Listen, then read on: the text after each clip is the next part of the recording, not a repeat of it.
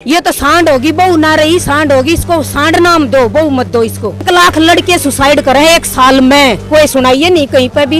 एक बहू मर जा, दहेज के लोभिया न मार दी, दहेज के लोभिया न मार दी। नारी को जरूरत से ज्यादा स्वतंत्रता दे दोगे तो वो बिगड़ जाएगी। और अत्याचार आप बताइए मेरे को, जवाब आप मुझे थप्पड़ मारे और केस भी मैं ही जाऊं और जेल भी मैं ही जाऊं, तो अत्याचार आपके ऊपर हो रहा है, मेरे ऊपर हो रहा है। हमारे संस्कार ही बिगड़ गए और गली समाज में बेइज्जती तुम्हारी है ही है। जो बलात्कार के झूठे केस लगा के लड़कियां लाखों उगा रही हैं, लड़कियां शादी करती हैं, कहीं भी उनका ये मतलब नहीं होता कि घर परिवार को संभाले। शादी के पहले दिन से ही उनका यही मकसद होता है कि पति कुछ बोलेगा उसको दबाएंगे, उससे पैसे ले लेंगे। उसका आज सिखा के उसे फिर घर से भगा लेगा। आज तक मेरी FIR नहीं लिखी गई है, मुझे कहा गया 156(3) में दिए। मैं 9 फरवरी से 156(3) के चक्कर काट रहा हूँ, कोई सुनवाई नहीं। कि अपराध औरत कर रही है, अपने पति को पीट रही है, यूट्यूब में वीडियो भरे पड़े हैं, कोई मुकदमा भी नहीं करता उसके ऊपर। जज कहता हाँ कोई बात नहीं, पीटने दो। आप और लड़की ये बोलते जी आपने, उसने मेरे को हाथ दिखाया, बंदा अंदर। ये हमारे लिए एक यज्ञ है जिसमें हम सब लोग अपनी आहुति दे रहे हैं यहाँ पर, जिससे ये सरकार को सद्बुद्धि आ जाए। नमस्कार, मैं हूं रिया और आप देख रहे हैं झलको इंडिया। अभी इस वक्त मौजूद है हम लोग जंतर मंतर पर। सबसे पहले तो स्वागत है आपका पुरुष प्रधान देश में, जहां पर आपने ये लाइन सुनी होगी। आपको बताएं कि उसी पुरुष प्रधान देश के आज पुरुष यहाँ पर इतनी बड़ी संख्या में मौजूद है। आखिर ऐसा क्यों, आखिर ऐसा क्या हुआ जो आज इतनी बड़ी संख्या में पुरुषों को यहाँ पर एकजुट होना पड़ा? तो चलिए आगे बढ़ते हैं और जानने की कोशिश करते हैं। पहले तो मैम, क्या नाम है आपका? मेरा नाम सुमन है। सुमन जी, ये बताइए, अभी जो यहाँ पर पुरुष आयोग के लिए ये आयोजन रखा गया है, इसी के लिए आप मौजूद हैं यहाँ पे? बिल्कुल इसी के लिए मौजूद, और पुरुष आयोग तो होना ही चाहिए। पुरुषों की कहीं सुनाई नहीं है। महिला थाने में चली जाओ, उनकी तो सारे को सुनाई, और लड़के के माँ बाप की कहीं भी सुनवाई नहीं है। लड़के तो कुत्ते जैसे कर रखे हैं इन्होंने, और ये लड़कियां सिर पर रख दी ने। ये तो सांड होगी, बहू ना रही सांड होगी, इसको सांड नाम दो, बहू मत दो इसको। आपको ऐसा क्यों लग रहा है कि जो पुरुष है वो दब रहा है? ये दब इस तरह रही, इतने सारे लड़के खड़े, ये क्यों खड़े हैं? इनकी कहीं सुनवाई नहीं है। इनको बच्चे ने लेकर वे भाग जाए, कहीं इनको बच्चे से मिलने नहीं दिया जा रहा। बच्चे ने लिया तो इनके ऊपर अपहरण का केस लग गया। ये बाप है कि ये कसाई है? जुडिशरी ने ये के कानून दे दिए। सारे को महिला की सुनी जाएगी, महिला की, पुरुष की क्यों नहीं सुनी जाती? जब तक पुरुष की ना सुनी जाएगी ये न्यू पिसते रहेंगे। ये नाली के कीड़े तक भी बदतर हैं बेचारे। ये रामचरितमानस में लिखा है, महावृष्टि चली फूटी की यारी, जिम स्वतंत्र भई बिगड़ रही नारी। नारी को जरूरत से ज्यादा स्वतंत्रता दे दोगे तो वो बिगड़ जाएगी। जिस तरह से ज्यादा तेज बारिश होने पर नदी नाले तटबंध तोड़ देते हैं। आज आप लड़की को बाहर पढ़ने के लिए भेजते हो, 5-5, 10-10 बॉयफ्रेंड होते हैं। एक के साथ पिक्चर देखने के लिए गई, एक के साथ खाना खाया, एक के साथ में घूमने के लिए गई, एक ने शॉपिंग करा ली। 3 साल 5 साल पढ़ने के बाद आप किसी समाज के एक मूर्ख युवक को पकड़ते हो और बोलते हैं ये तेरा पति, अब 7 हाथ की साड़ी पहन, इसके साथ ही रहे, इसकी सेवा करेगी। ऑप्शन है उसके पास। पहली रात को ही बोल देती है वो तेरे से मजा नहीं आ रहा, मैं तो वो दिनेश अच्छा था, मुकेश अच्छा था, महेश का। ये सच्चाई आपको जानना पड़ेगी, इस सच्चाई को उजागर करना पड़ेगा। प्रश्न ये है, मर्द अपनी तथाकथित इज्जत के कारण बोलना नहीं चाहता। 70% से ज्यादा नई पीढ़ी में जो शादी हो रही है उनके इलीगल रिलेशन है। क्यों? कि आपके माननीय सुप्रीम कोर्ट ने 497 जो व्यभिचार की धारा थी वो खत्म कर दी। माननीय सुप्रीम कोर्ट का कहना 2018 में कि महिला के शरीर के अधिकारी वो स्वयं है। हर विवाहिता स्त्री एक नहीं अनेक पुरुषों के साथ अवैध संबंध बना सकती है आज की तारीख में। उसके खिलाफ न किसी थाने पे FIR दर्ज होगी, न ही किसी कोर्ट की औकात है कि उसको जेल भेज दे, और न ही उसके प्रेमी के खिलाफ FIR दर्ज होगी। FIR दर्ज हो सकती है जब वो प्रेमी के खिलाफ दुष्कर्म लगा दे। तो वैवाहिक संबंध, वैवाहिक दाम्पत्य जीवन तो खत्म हो गया मैडम, क्योंकि हर स्त्री, हर शादीशुदा स्त्री को अनैतिक संबंध, अवैध संबंध बनाने की खुली छूट इस देश के माननीय सुप्रीम कोर्ट ने दी है। अब ऐसी स्थिति में आप बताओ पुरुष कहाँ बचा हुआ है? जिस तरीके से आपने अभी बात की, सुप्रीम कोर्ट ने भी कहीं ना कहीं चिंता जाहिर करी है कि जो महिलाएं हैं वो अपनी जो कानून है उसका दुरुपयोग करती हैं। अरिजीत पसायत, माननीय अरिजीत पसायत ने महिला कानूनों के बारे में बोला है, it is a legal terrorism, यह कानूनी आतंकवाद है। तो माननीय सुप्रीम कोर्ट भी मान रहा है कि महिलाएं दुरुपयोग कर रही है। महिला घर का काम करती है ना, पुरुष आधा काम घर का लेने को तैयार है। लड़की आधी जिम्मेदारी लेके घर में जो पैसा आता है, घर जो चलाता है, बच्चों की जो परवरिश होती है, उसकी जो कमाई होती है वो आधा वो लेके आएगी। ये क्यों नहीं होता? तो आजकल लिव इन रिलेशन का जनरेशन चल रहा है। यदि लड़का लड़की साथ में रहते हैं और यदि लड़का मुकर जाता है तो लड़की आराम से रेप का केस अटेम्प्ट कर सकती है। मगर यही सेम ऑपोजिट यदि लड़की करती तो लड़के के पास कोई लॉ नहीं है। उनके लिए मैडम छेड़छाड़, दुराचार, बलात्कार, बाला फुसला, अपना घरेलू हिंसा, दहेज उत्पीड़न, पॉक्सो एक्ट, महिला मंत्रालय, महिला थाना, महिला हेल्पलाइन, मी टू, 3 तलाक, लव जिहाद, बेटी बचाओ बेटी पढ़ाओ, समानता का अधिकार, बहुत कुछ है। मगर मैडम उसी के समकक्ष पुरुषों के लिए कुछ भी नहीं है। पुरुषों के पास मैडम केवल अपना बचाव करने के लिए अपना केवल वो पक्ष रख सकता है, वो भी आरोप लगने के बाद। अब तो ये सच उजागर हो चुका है, घर घर की कहानी है। बलात्कार के केसेस में 76% से ज्यादा मिसयूज हो रहा है, ये डेटा कहता है, मैं नहीं कह रही। मैरिटल रेप लॉ की बातें कर रहे हैं जो कि 200% मिसयूज होगा। ये जो लॉज है वो इतने मिसयूज होते हैं जिसकी वजह से पुरुषों को जेल में धकेल दिया जाता है। क्या पुरुष की कोई डिग्निटी नहीं है?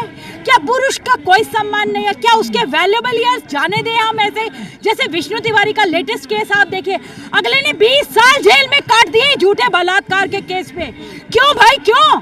उधर महिला तो मर गई जिसने झूठा केस डाला था, उनके माता पिता मर गए, उनके भाई बहन मर गए, सब लोग मर गए। लेकिन हम उस दिन का इंतजार कर रहे हैं जब हमारे आदरणीय प्रधानमंत्री जी, हमारे होम मिनिस्टर साहब, हमारे लॉ मेकर साहब की नींद से जाग खुले।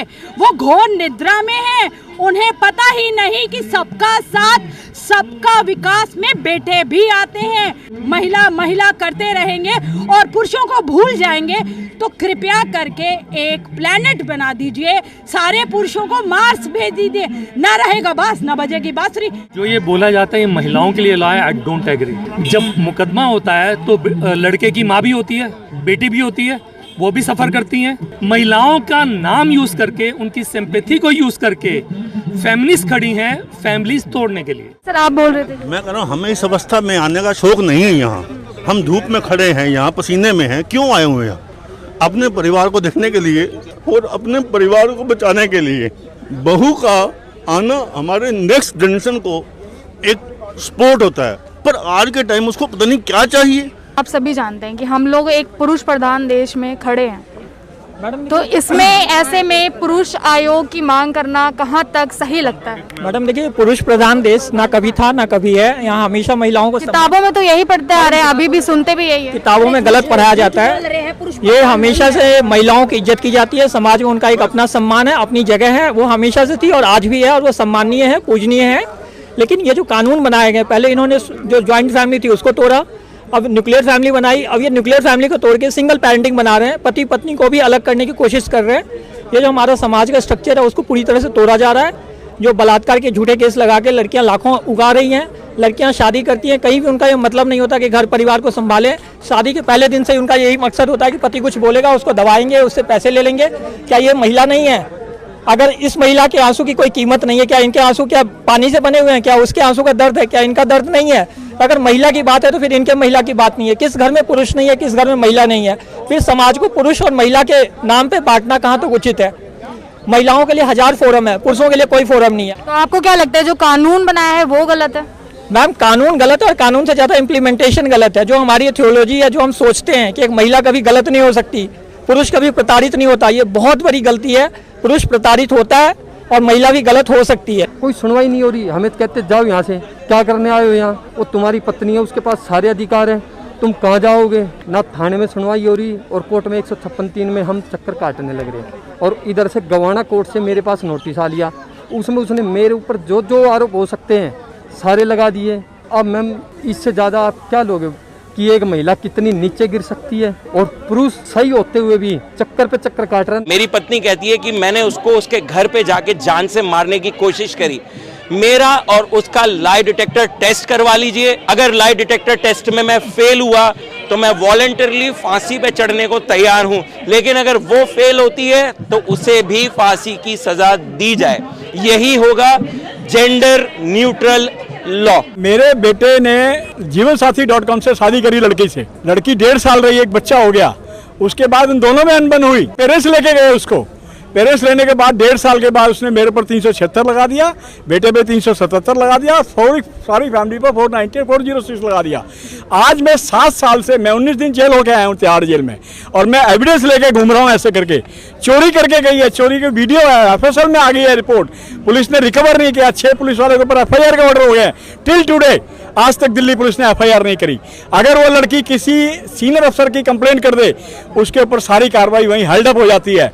आज तक कोई सुनवाई नहीं है। 7 साल से 550 से ज्यादा हियरिंग कर चुका हूं मैं। डिफरेंट कोर्ट में, दिल्ली के 6 कोर्टों में मेरा केस चल रहा है। आज मैं जितना परेशान हूं, क्या मैं हिंदुस्तान का नागरिक नहीं हूं? क्या ये लॉ इतना बेबस हो गया है कि वो आदमियों की बात ही नहीं सुनता? मैं कोर्ट में खड़े होकर जब ये कह सकता हूं FTC कोर्ट में कि जज साहब, अगर मैंने जरा सा किया हो आपको लगे तो मेरे को सजा मत देना, आप मेरे को फांसी देना, जिससे कि समाज में लगे कि एक ससुर ने अपनी बहू के साथ ऐसे किया। Can you believe? इतना बुरा कानून है हिंदुस्तान के अंदर। आज हम बच्चा, मैंने अपना पोता देखे 7 साल हो गए, मैंने नहीं देखा मैडम उसको, मेरी फैमिली ने नहीं देखा। मेरा बेटा जिसका बिजनेस था ऑटोमोबाइल कंसल्टेंसी का, आज वो मतलब भिखारी हो गया है आज। लेकिन उस लड़की को मैं क्या, वो लड़की कहीं घर बसा ले, कहीं घर ले ले, कहीं कुछ कर ले। इस हिंदुस्तान का कानून क्या ये कहता है कि वो आदमी बेबस कुत्ता गधा है? आयोग के अपने स्टैटिस्टिक्स हैं, 56% रेप केसेस आर फॉल्स। अपने स्टैटिस्टिक्स हैं, व्हाट आर डन? नथिंग। तो ये महिलाओं की सिंपैथी को यूज करके they are breaking family and even महिलाएं सफर कर रही हैं। मैडम इसमें और देखिए यहाँ पे ना ये एक बहुत मिसकंसेप्शन है हमारे बीच में, समाज के बीच में और मीडिया के बीच में भी, कि हम उनको ऐसा लगता है कि जब भी पुरुष की मांग उठा रहे हैं तो उनको लगता है हम महिलाओं के अधिकारों के अगेंस्ट हैं। नहीं, ये बिल्कुल गलत बात है। अगर हम यहाँ पे पुरुष आयोग की मांग कर रहे हैं तो इसका मतलब ये नहीं कि हम चाहते हैं कि महिला आयोग बंद हो जाए। महिला आयोग रहे, पर पुरुषों के लिए भी एक ऐसा मंच होना चाहिए, एक ऐसा आयोग होना चाहिए। क्योंकि देखिए आज के जमाने में जो उत्पीड़न होता है पुरुषों का भी होता है, जो यौन उत्पीड़न भी होता है वो भी पुरुषों का भी होता है। वो कहाँ जाएं? आप ये बताइए कि रेप के केस में क्या किसी महिला को हम अंदर कर सकते हैं? क्या कोई महिला रेप नहीं कर सकती किसी पुरुष का? क्योंकि रेप क्या होता है? किसी के साथ भी जबरदस्ती करना, मानसिक तरीके से कर लीजिए, आप किसी पे दबाव बना दीजिए। तो आज के जमाने में कोई ऐसी तो बात है नहीं कि जिसको हम एक्सेप्ट नहीं कर सकते। हो रहा है, पर कानून कहाँ है? तो हम ये नहीं कह रहे कि महिलाओं के आप कानून खत्म कर दीजिए, आप उनको या तो जेंडर न्यूट्रल बना दीजिए। अब अपराधी तो अपराधी रहेगा ना मैम। अगर हम देखिए, महिलाओं का उत्थान तभी होगा जब वो बराबरी पे आएंगी। और ये लॉज क्या कर रहा है? महिलाओं को दबा रहा है, उनको कह रहा है कि नहीं ये बेचारी थी और बेचारी हैं और बेचारी रहेंगी। तो ये जो नजरिया है, ये हमें कानून को भी बदलना पड़ेगा और हमें भी बदलना पड़ेगा। जहाँ पर आपने सभी तर्कों को सुना कि किस प्रकार से पुरुषों ने हमें बताया, लेकिन वहीं पर आप देखेंगे कि जहाँ पर #MeToo देखा जाता है, #Women Empowerment देखा जाता है, #Justice for Women देखा जाता है, लेकिन अभी मौजूद पुरुषों को ऐसा लगता है कि शायद जो ये सुविधाएं हैं उनका महिलाएं ज़्यादा दुरुपयोग कर रही हैं या फिर उनका लाभ उठा रही हैं। लेकिन सवाल यहाँ पर आखिर यही बनता है कि आखिर मिनटों में होने वाले जो बलात्कार के मामले होते हैं उन्हें कौन सा पुरुष समाज अंजाम देता है, या फिर यात्रा के दौरान जो होने वाली छेड़छाड़ होती है उन्हें आज का कौन सा पुरुष प्रधान समाज है जो अंजाम देता है? ये सवालात हैं जो काफी जरूरी है। इस पर आपकी क्या राय है वो आप कमेंट में जरूर बता सकते हैं। साथ ही मेरे साथ का बेहद शुक्रिया। मैं रिया, कैमरा पर्सन राजा के साथ झलको इंडिया।